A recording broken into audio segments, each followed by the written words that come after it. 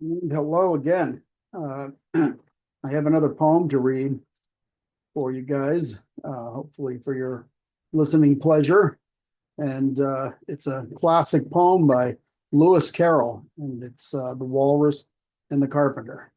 So listen up and hope you enjoy it. The sun was shining on the sea, shining with all his might. He did his very best to make the billows smooth and bright. And this was rather odd because it was the middle of the night. The moon was shining sulkily because she thought the sun had got no business to be there after the day was done. It's very rude of him, she said, to come and spoil the fun. The sea was wet as wet could be. The sands were dry as dry. You could not see a cloud because no cloud was in the sky. No birds were flying overhead. There were no birds to fly. The walrus and the carpenter were walking close at hand. They wept like anything to see such quantities of sand. If this were cleared away, they said, it would be very grand. If 7 maids with 7 mops swept it for half a year, do you suppose, the walrus said, that they could get it clear? I doubt it, said the carpenter, and shed a bitter tear. O oysters, come and walk with us, the walrus did beseech. A pleasant talk, a pleasant walk along the briny beach. We cannot do with more than 4 to give a hand to each. The eldest oyster looked at him, but never a word he said. The eldest oyster winked his eye and shook his heavy head, meaning to say he did not choose to leave the oyster bed.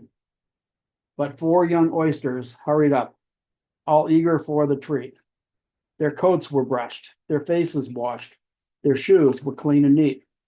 And this was rather odd because, they hadn't any feet. 4 other oysters followed them, and yet another 4. And thick and fast they came at last, and more and more and more, all hopping through the frothy waves and scrambling to the shore.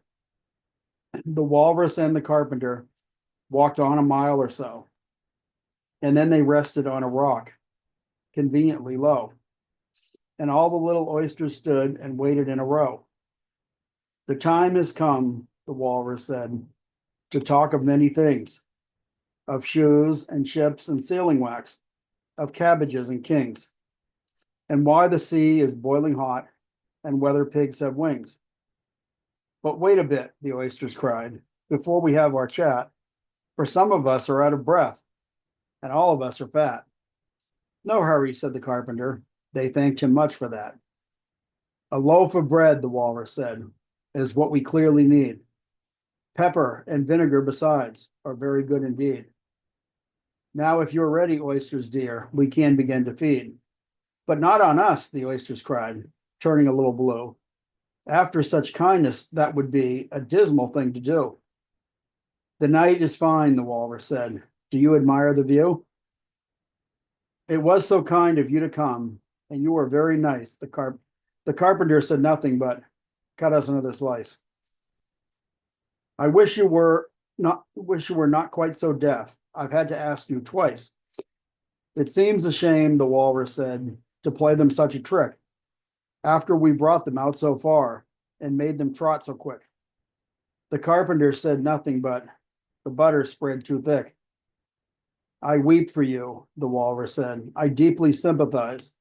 With sobs and tears, he sorted out those of the largest size, holding his pocket handkerchief before his streaming eyes. Oh, oysters, said the carpenter, you've had a pleasant run. Shall we be trotting home again? But answer came there none. And this was scarcely odd because they'd eaten every one. And that's The Walrus and the Carpenter by Lewis Carroll, a terrific classic poem. And again, hope you enjoyed it. Please leave a like, subscribe if you haven't, and that helps to support us. We're a small young channel, and we can use all the help we can get. So if you would leave a like, comment if you'd like, and and leave suggestions for poems or stories or what have you. But let us know how you think we're doing, and thank you very much, and hope you're here on the next one. Thank you.